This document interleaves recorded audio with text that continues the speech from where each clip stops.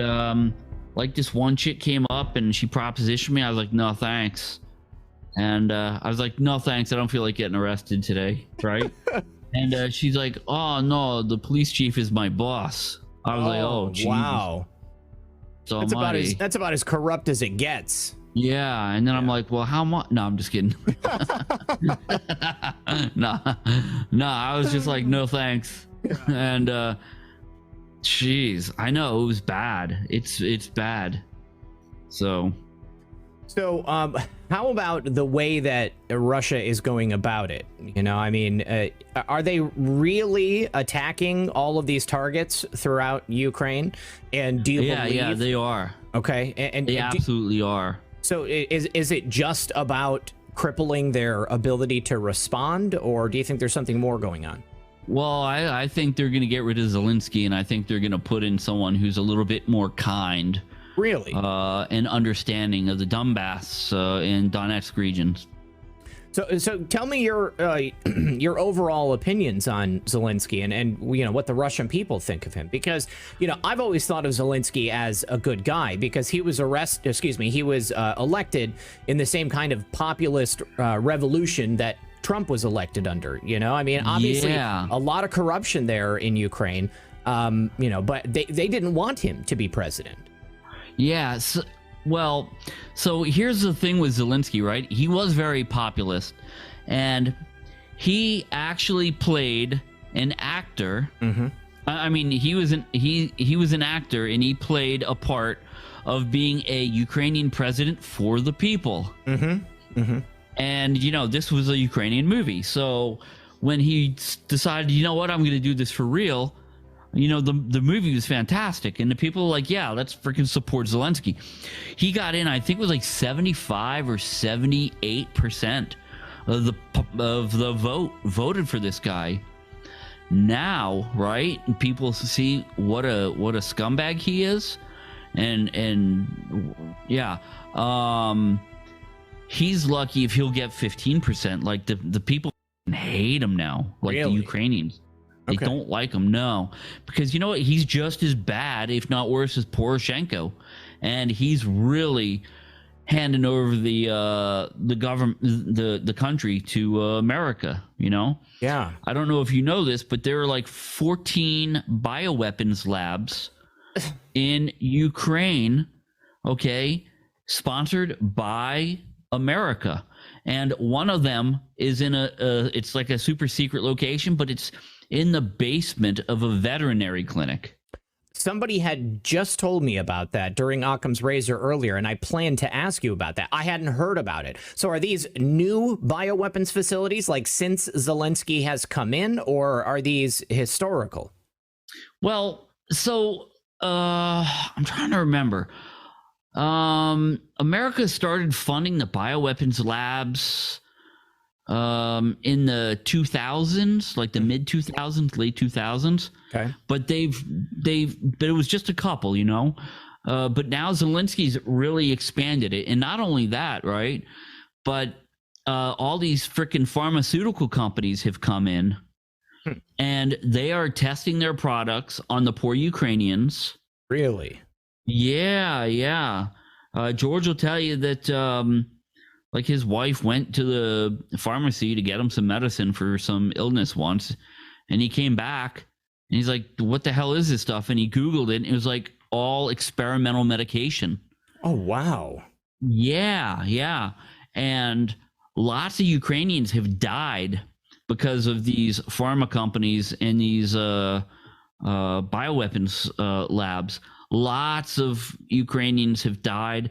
There have been like mystery illnesses cropping up in all these different cities, like Kharkiv, where these bioweapons labs happen to be, right? And it's just like, dude, what the hell is this guy allowing to happen in his country? And that's fascinating. I have a list of them here. It says that laboratories are located in Odessa, Vinnytsia, Uzhgorod, Lviv, Kiev. Well, I guess there's 3 in Lviv, 3 in Kiev, Kherson, Ternopil, and near Crimea and Luhansk. And then 2 other possible locations are in Kharkiv and Mykolaiv. Yeah, so the one in Kharkiv is the is the vet clinic one. Okay. And yeah, it's really interesting stuff, man. I'll tell you. Well, it's fascinating how close this is to the situation in Wuhan. You know, I mean, the U.S. funding a bioweapons lab in another country where, you know, they don't have the same rules and regulations that we have here. Yeah.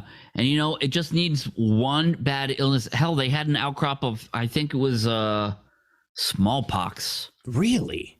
Yeah. Wow. I think it was smallpox. Well, it was some disease that was eradicated by a vaccine. That would be smallpox, yeah. that cropped up in one of these testing areas, and they nipped it in the ass in time. But man, wow, if it's something extreme like another COVID variant, or something like that, if it's like something that spreads very quickly, dude, the world's screwed again, thanks to the United States. Yeah. Now, I'm looking at a screenshot here, and I'll put it on screen for everyone at home, but I have a map of the Russian missile targets inside Ukraine, and I have a map of the United States bioweapons labs in Ukraine, and they're identical. So it looks to me like Putin is actually doing some work to take out these bioweapons labs and perhaps kneecap the deep state. Yeah, he has really been adamant about getting rid of them, especially the one in Kharkiv, because I think they're doing some really sinister stuff there. And it's right on the Russian border, you know? But it would not surprise me even a little bit that Putin's going after these, and as he should be. I think so, too. I mean, it's right there on his border. And, you know, I mean, the United States has been playing games in Ukraine for so long and using Ukraine as a proxy for, you know, aggression in the region. And, you know, especially with the level of rhetoric that's coming out of Washington, D.C. right now, you know, I mean, if I was a sovereign nation facing that, you know, I can totally understand why Russia would want to go this route. Yeah, absolutely. Yeah. And, you know, look, Putin had a meeting with Biden a couple of weeks ago. He didn't ask for anything much. All he wanted was to keep NATO and American weapons out of Ukraine. Yep. That's not a big ask. In fact, that is what has been agreed upon since, I think, 1992, when they signed, not the Minsk agreement. What was it? Well, they signed some agreement in 1992 when the Soviet Union split up, that NATO would not be allowed to step foot in these former Soviet bloc countries. And what is America doing? Look, they want to sell weapons, yeah, so they're pushing weapons into these countries. They're going to try to make them NATO members so they can sell their weapons. You know, the U.S. is incredibly culpable in this entire catastrophe. Yeah, it sure seems like it. Yeah, and you know, they're saying that there's going to be an unprecedented humanitarian crisis, right? Where do you think all the refugees are going? They're not going to Europe. All the refugees are going to Russia, even the Ukrainian refugees, right? Because look, Russia's a very kind place, and I know this personally. I got here with $600, and man, if it was not for the kindness of the average Russian citizen here, I don't know what the hell I would have done. You know, I wouldn't have made it. I would not have survived. Wow. And they're going to take care of the people from Donetsk that come here. They're going to take care of people from Ukraine that come here. You know, because they were very family oriented here, and they're very much people. Yeah.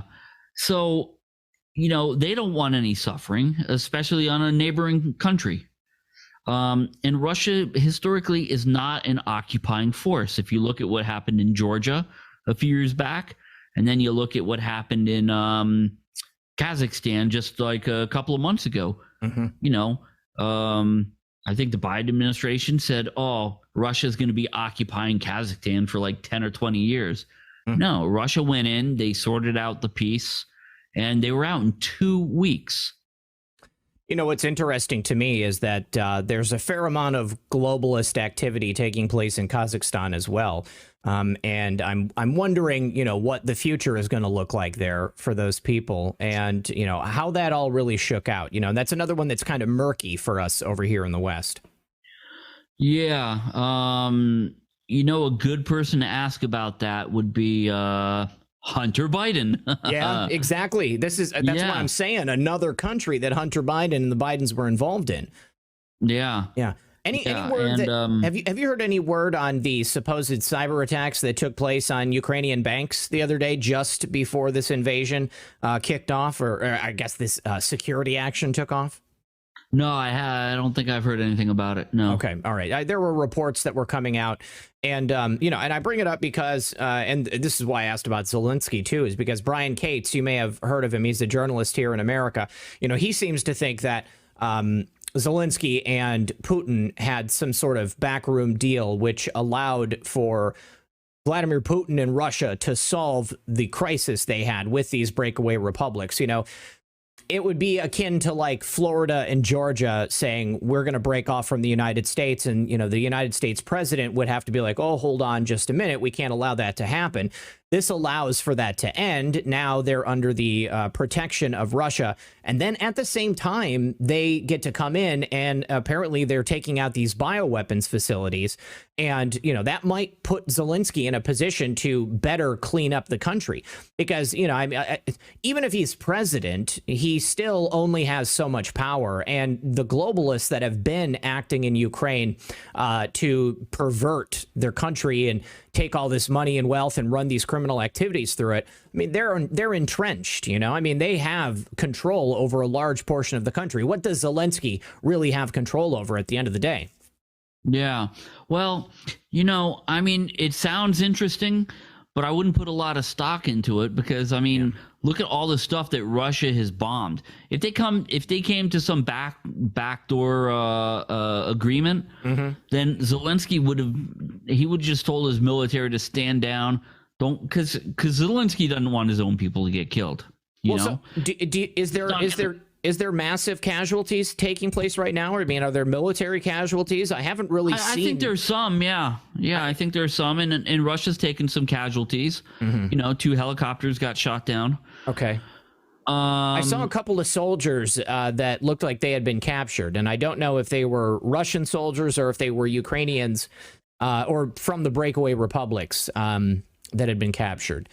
You know? So I don't know, but I mean, if they had some backdoor deal, that would have never happened. It would have never happened. So I just think maybe they tried to get something, and I don't believe that Putin would like make a backdoor deal and then like kind of be like, ha ha ha, I'm gonna slip a fast one. Because, you know, one thing you got to say about Putin is, you know, he does what he says and he means what he says.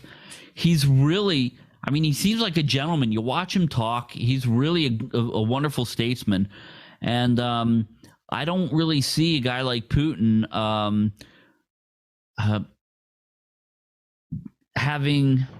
being dishonest, I guess you would say, having a lack of integrity. You know, the game of chess only goes so far. And I think there are other ways that Putin could win without lying to Zelensky. Well, I mean, Russia certainly has enough power to win militarily, and I think that they could definitely hold their own against any of the NATO nations if they want to come in and play. You know, but I mean, they have an alliance with China.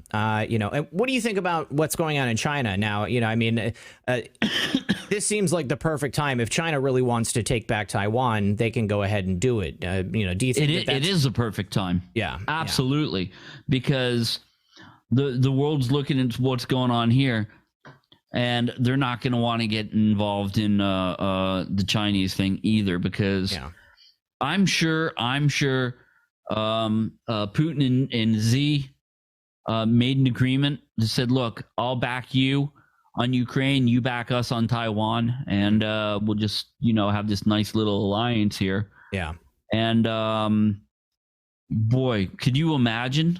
Could you imagine like NATO against Russia and China? Yeah. Yeah. I'm sorry. I mean, yeah, we got some good weapons and all, but just the sheer numbers, the sheer numbers would just overwhelm NATO completely. Yeah. Yeah. I think it's it's a losing battle.